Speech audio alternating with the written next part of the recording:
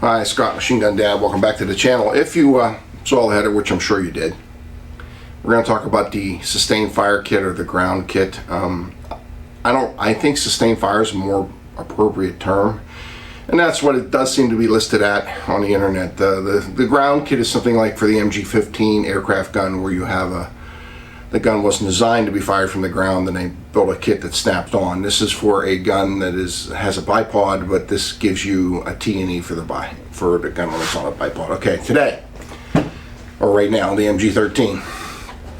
It comes in this case, and I've already unsnapped it and unlaced things because I don't think you really need to see me unbuckling stuff. Open it up.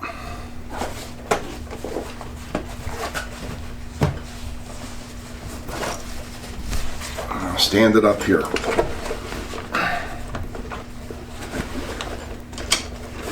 What we have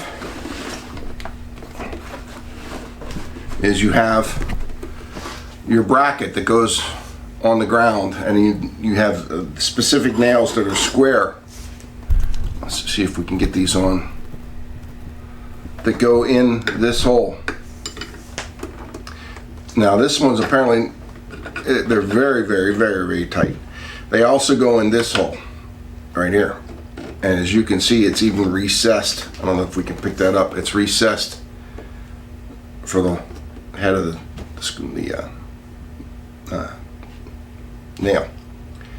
So you get your nails right here. This is your traverse measuring thing. This is nailed to the ground in the back. This is a bipod that's specific to the MG-13 and the MG-34 that is cut to accept the legs, and in a few minutes or a minute or so we'll cut and then we'll show you this assembled. And this is your traverse and elevation. Your elevation.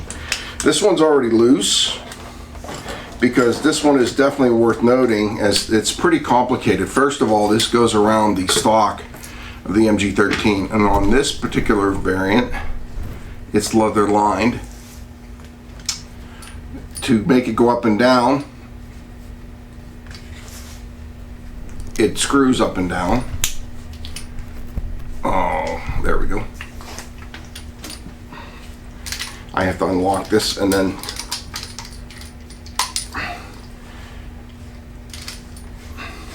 there we go.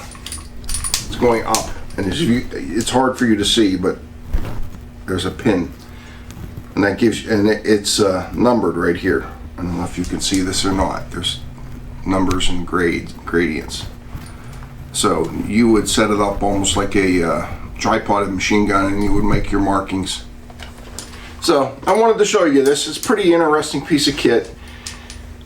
This one looks like it saw some service because everything's kind of beat up, but I can't find any pictures of them actually ever being used. If you give us a second, we're going to pause it.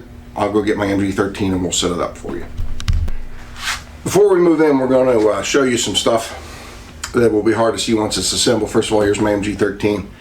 When you put the elevation on the traverse, the Germans are so in depth, there's actually an indicator built right into the traverse, which I didn't even notice till I put it together, that will mark your traverse increments. There are points to set, so you can, like a tripod, you can limit your traverse back and forth in between points that the operator sets. Also, in addition to where the nails go through, there are spikes built right into the bottom of the traverse, so it'll grab the ground.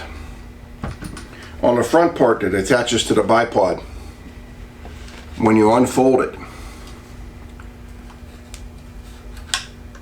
it actually has a little lock here that locks it in place.